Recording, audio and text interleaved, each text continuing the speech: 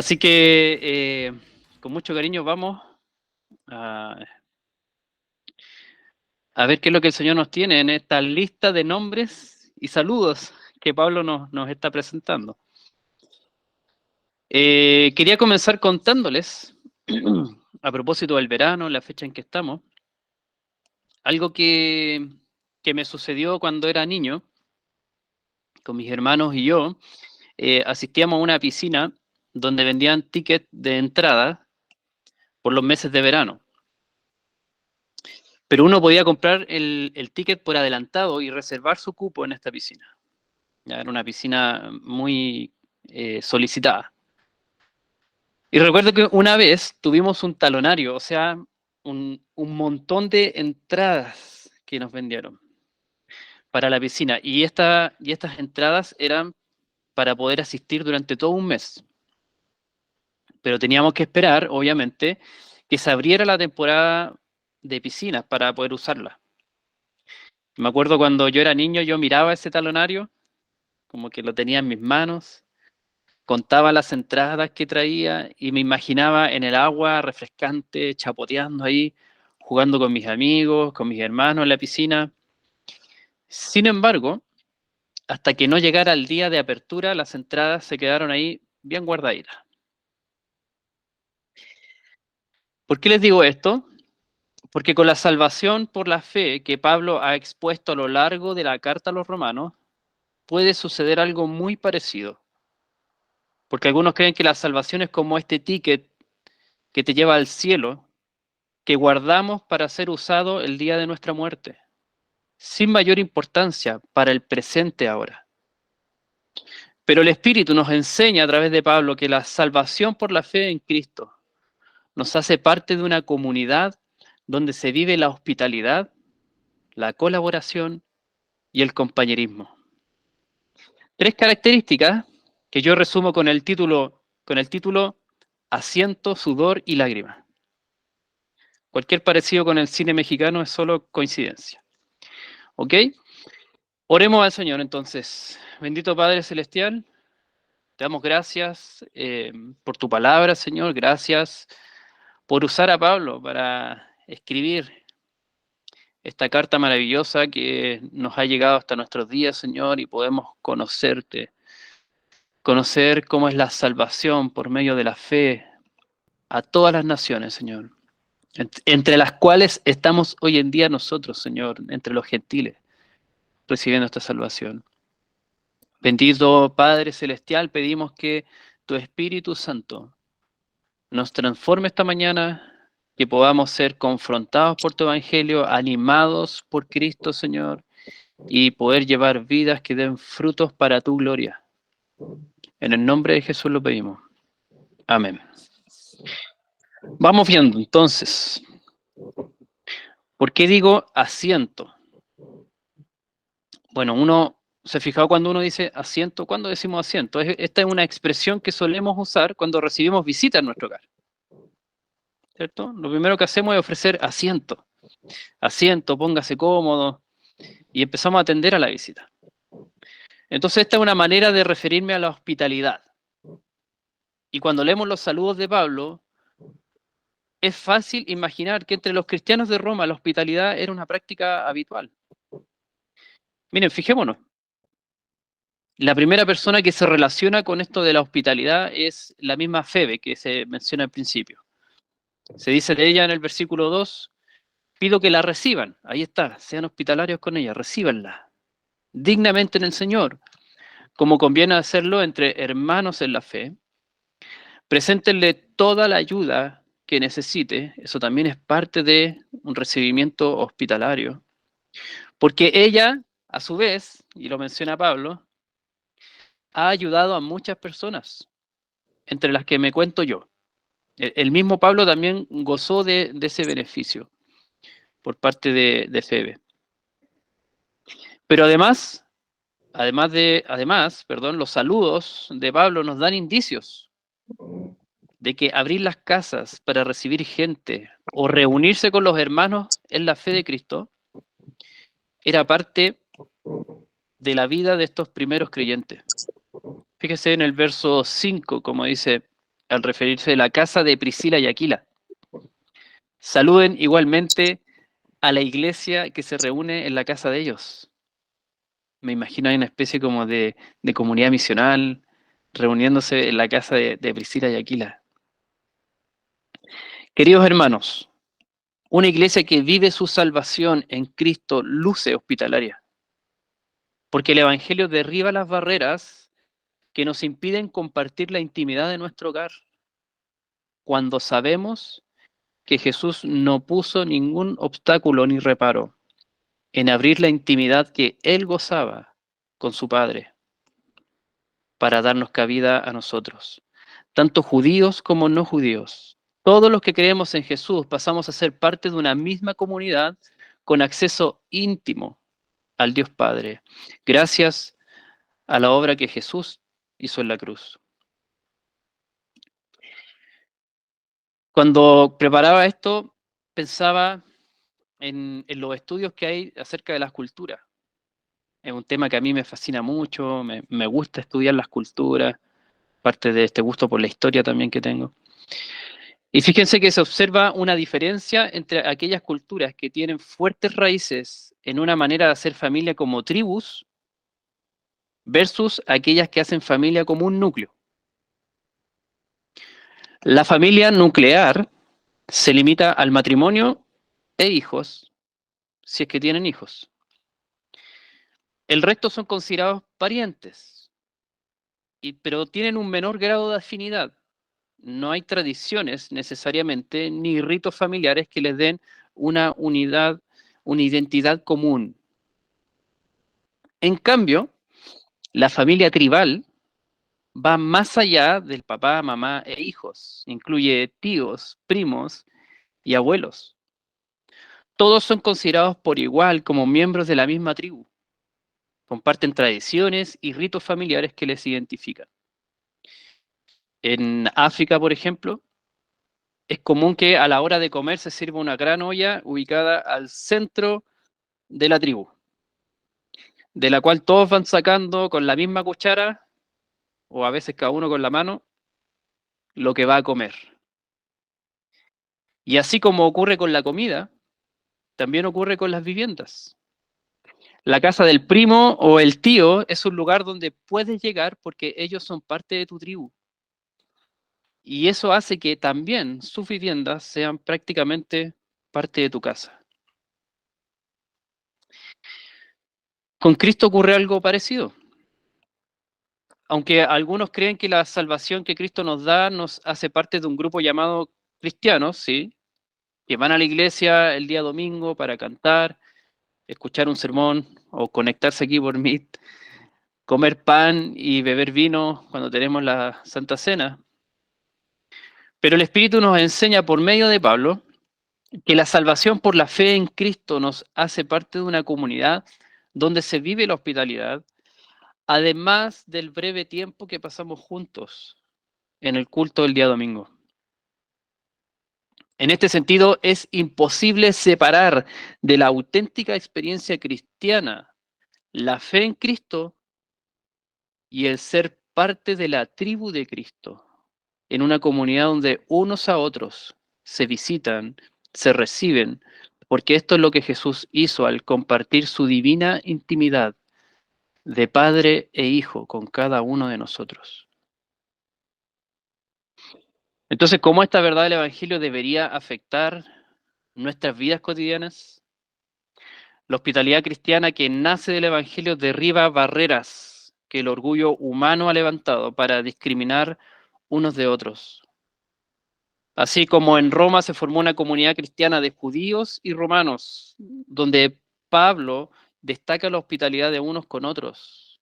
Así también, la iglesia de hoy está llamada a practicar la hospitalidad entre ricos y pobres, inmigrantes y nacionales, cultos e incultos, blancos y negros. Y siempre, perdón, y si siempre son los mismos a los que les decimos asiento, póngase cómodo, deberíamos preocuparnos. Porque puede ser que estemos siguiendo el mismo patrón de relaciones sociales que el mundo pecaminoso ha establecido. Pero atención, porque ir contra la cultura, habiendo entendido el Evangelio, también nos desafía. Por ejemplo, los pobres también están llamados a invitar a los ricos a su casa, sin avergonzarse de lo pequeñas que sean. Y a los ricos les desafía a ofrecer asiento al pobre en su sofá o en la mesa, porque entre ambos, estas etiquetas que el mundo pone no son válidas. Cuando se trata de hermanos a los que el mismo Jesús recibió en su divina intimidad con su Padre. Que el Señor nos ayude entonces a ofrecer el asiento en hospitalidad. Vamos al sudor. ¿Y por qué decimos sudor? Porque esto produce en nuestro cuerpo cuando trabajamos. Y cuando leemos los saludos de Pablo, es fácil ver que entre los cristianos de Roma el trabajo colaborativo por el Evangelio era una práctica habitual.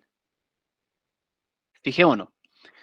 Versículo 2 se dice de Febe que es diaconisa de la iglesia de Crenceas, o Corinto. Ahí está Crenceas. Versículo 2, entonces, al decirnos que es diaconisa, quiere decir que ella es una servidora en la iglesia local. Versículo 3, fíjense, saluden a Priscila y Aquilas, mis compañeros de trabajo en Cristo Jesús. Versículo 6, saluden a María, que tanto ha trabajado por ustedes. Versículo 9, saluden a Urbano, el amigo de John, nuestro compañero de trabajo en Cristo. Versículo 12, saluden a Trifena y a Trífosa, las cuales se esfuerzan trabajando por el Señor. 1, 2, 3, 4 veces la palabra trabajo o trabajando. Queridos hermanos, una iglesia que vive su salvación en Cristo luce también colaboradora, porque el Evangelio nos llama a ponernos manos a la obra. Cuando sabemos que Jesús ya hizo el trabajo más duro al dar su vida en la cruz por nuestra salvación, todos los que creemos en Jesús pasamos a ser parte de una comunidad que trabaja unida por una misma causa, la proclamación del reino de Dios. Haciendo un poquito de historia, no se asuste, esto no es una clase, solamente un dato. En la Europa de la Edad Media, la sociedad estaba dividida en 3 grupos. Uno eran los que trabajan, 2 los que defienden y el tercero los que oran. El primero de ellos, los que trabajan, eran los campesinos, y la comunidad contaba con su esfuerzo por conseguir el alimento diario. El segundo, los que defienden, eran los caballeros, y la comunidad contaba con sus armas para que los defendieran de ataques de otros reinos. Y el tercero, los que oran, eran los que hacían el trabajo espiritual, podríamos decirlo. La comunidad contaba con sus oraciones y con las misas para conseguir el favor de Dios. Mientras que el primero y el segundo estaban haciendo un trabajo terrenal, no sagrado, no espiritual, solo el tercero, los que oraban, eran considerados los que se metían en temas espirituales. Pero en los tiempos de la Reforma, de la cual procede nuestra iglesia anglicana, el rescate del evangelio bíblico hizo desaparecer esas divisiones, redescubriendo el sacerdocio universal de todos los creyentes. Esto haría que el trabajo espiritual ya no sería considerado un trabajo reservado únicamente para los ministros formalmente establecidos, sino que, al igual que en la iglesia primitiva, toda la comunidad asume como suya la tarea de edificarse mutuamente en el Evangelio y proclamar el reino de Dios. Quizá algunos creen que en la iglesia tareas como el discipulado, el evangelismo y la oración son funciones que le corresponde al pastor u otro líder que se esté preparando para ser pastor, como si se tratara de profesionales de la religión. Y como expertos en la materia son los únicos autorizados para hacer esas tareas. Pero el Espíritu nos enseña ahora por medio de Pablo que la salvación por la fe en Cristo nos hace parte de una comunidad donde se trabaja colaborativamente. A diferencia de lo que piensan algunas denominaciones que llaman la iglesia, entre comillas, solamente al grupo de clérigos que la componen. En la iglesia bíblica, como dice mi esposa, todos los monos bailan. Es decir, todos somos y hacemos la iglesia. En este sentido, el Espíritu Santo nos capacita para discipularnos unos a otros, proclamar la buena noticia del Evangelio y orar unos por otros, porque el mismo Espíritu de Cristo está habitando en nosotros. Entonces, ¿cómo debería afectar nuestras vidas cotidianas saber esta verdad del Evangelio? Debería hacernos comprender que la iglesia no es un espectáculo al cual asistimos como público, sino una comunidad que trabaja unida, a la cual todos estamos llamados a poner nuestros dones al servicio de los demás. Esto nos desafía, porque Dios suele hacernos ver aquella necesidad en la iglesia e inquietarnos para movernos a servir en ella. Entre paréntesis, les cuento que yo estuve años orando por más obreros para la mies. Y aquí estoy ahora. Alguno podrá decir, es que en mi iglesia no se hace evangelismo. Prepárate bien entonces para moverte en esa dirección y mover a otros allá. Otro podría decir, mi iglesia no visita enfermos. Prepárate entonces, porque si ves la necesidad, es muy probable que Dios te esté llamando a poner manos a la obra en colaboración con otros. No esperes que el pastor o los líderes hagan todo. Sigue los pasos de Jesús, que estuvo dispuesto a realizar una inmensa labor de amor para darnos salvación sin exigirnos nada a cambio. Muy bien, entonces hemos conocido el asiento, el sudor, vamos a las lágrimas. ¿Y por qué decimos las lágrimas? Porque esto es lo que sale de nuestros ojos cuando sufrimos. Y cuando leemos los saludos de Pablo, también podemos ver que entre los cristianos de Roma, acompañarse en el sufrimiento por el Evangelio era una práctica habitual. Versículo 3. Fíjese lo que Pablo nos dice de Priscila y Aquila, mis compañeros de trabajo en Cristo Jesús. Atención al 4. Por salvarme la vida, ellos arriesgaron la suya. Tanto yo como todas las iglesias de los no judíos o de los gentiles, les estamos agradecidos. Versículo 7, saluden a Andrónico y a Junias, mis parientes y compañeros de cárcel, destacados entre los apóstoles y convertidos a Cristo antes que yo. Queridos hermanos, una iglesia que vive su salvación en Cristo luce unida en el sufrimiento, porque el Evangelio nos llama a meternos en la vida del otro que sufre. Cuando sabemos que Jesús estuvo dispuesto a meterse en nuestra vida y pagar un alto precio por salvarla. Todos los que creemos en Jesús pasamos a ser parte de una misma comunidad que comparte los sufrimientos sin esconderlos. Y por otro lado, está dispuesta a estar ahí para el hermano o hermana heridos en la batalla. Hay una frase que ilustra esto, que se usa para expresar la unidad en medio de las aflicciones, que dice, si cae uno, caemos todos. No sé si la has escuchado alguna vez.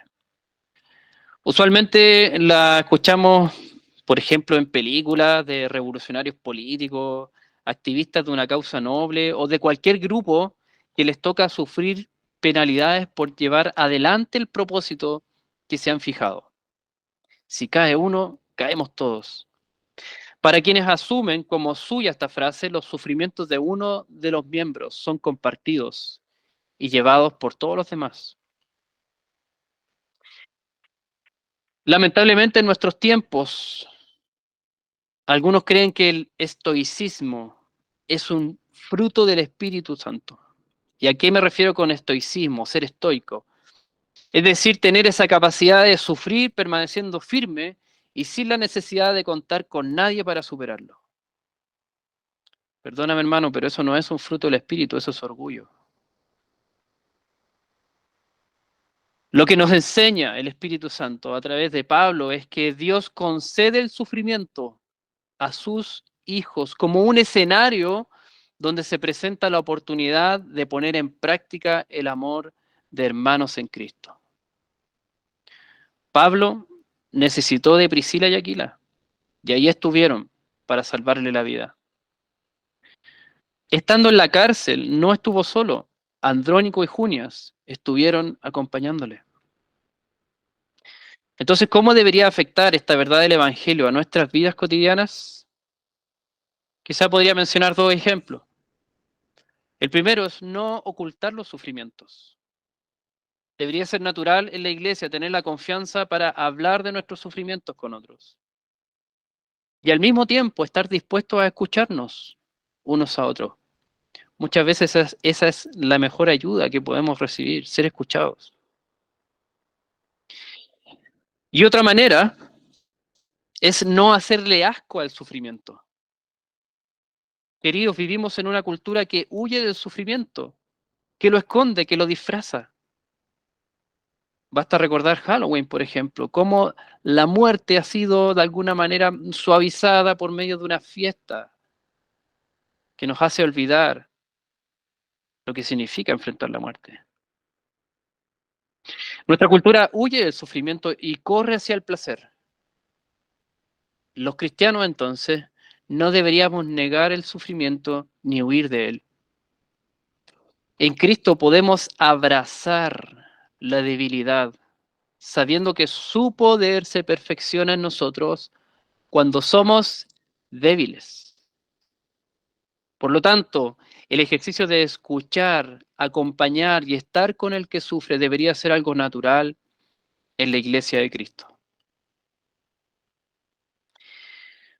Para ir concluyendo, querido hermano, cuando era niño y contaba las entradas para la piscina imaginando el agua refrescante, jugando con mis amigos y hermanos en ella, en mi mente todo el provecho de esas entradas se encontraba en un futuro que debía esperar hasta que llegara el día. En cambio, para quienes han creído en el Evangelio, el provecho de la salvación ya está disponible espiritualmente para nosotros, porque Jesús lo hizo accesible. Jesús es el gran hospitalario que nos recibió en su intimidad con el Padre, haciéndonos hermanos suyos. Jesús es el gran trabajador que cargó con nuestros pecados hasta clavarlos en la cruz para deshacer toda culpa y condenación en contra nuestra. Jesús es el gran siervo sufriente que experimentó el mayor sufrimiento recibiendo la ira de Dios, de modo que puede compadecerse de nosotros y acompañarnos en los momentos más difíciles. Pero Jesús tiene una comunidad que está llamada a ser su cuerpo, aquí, ahora en la tierra. Nuestras manos son las suyas, abriendo la puerta de nuestro hogar para recibir a otros. Nuestras manos son las suyas, colaborando con la proclamación del reino de Dios, siendo y haciendo iglesia. Y nuestras manos son las suyas, abrazando al que sufre y ayudándole a sobrellevar su dolor. Que el amor de Jesús entonces sea nuestra motivación para amar con asiento, sudor y lágrimas. Oremos. Padre amado, gracias Señor por exhortarnos esta mañana con lo que encontramos en esta lista de saludos de Pablo, Señor. Hay mucho que estaba pasando en aquella iglesia. Hay muchos frutos que se estaban viendo, Señor, cuando Pablo describe cómo cada uno se involucró en la misión, en la proclamación del reino. Padre bendito, queremos ser una iglesia que ha entendido que la salvación no es un ticket que se guarda para llegar al cielo, sino que la salvación se vive ahora. Y que se vive ahora, Señor, en la hospitalidad, que se vive ahora, Señor, en el trabajo colaborativo, Señor, para proclamar tu reino. Y que se vive ahora, Señor, también acompañándonos en el sufrimiento. Padre amado, que sea el mismo testimonio de Jesús, este testimonio de quien nos acogió en la intimidad contigo, nos abrió ese espacio para ti. Este testimonio de quien trabajó duramente por nuestra salvación. Y este testimonio, Señor, de quien también sufrió y puede compadecerse y acompañar al que sufre más cuando estamos entre hermanos en Cristo, Señor. Que esto sea lo que nos motive, Señor. Que este amor de Jesús nos motive a poder dar estos frutos que te glorifiquen, Señor, y que testifiquen de que la salvación por la fe que hemos recibido ha creado una nueva humanidad aquí en la tierra. Gracias, Señor. Te pedimos todo esto en el nombre de Jesús. Amén.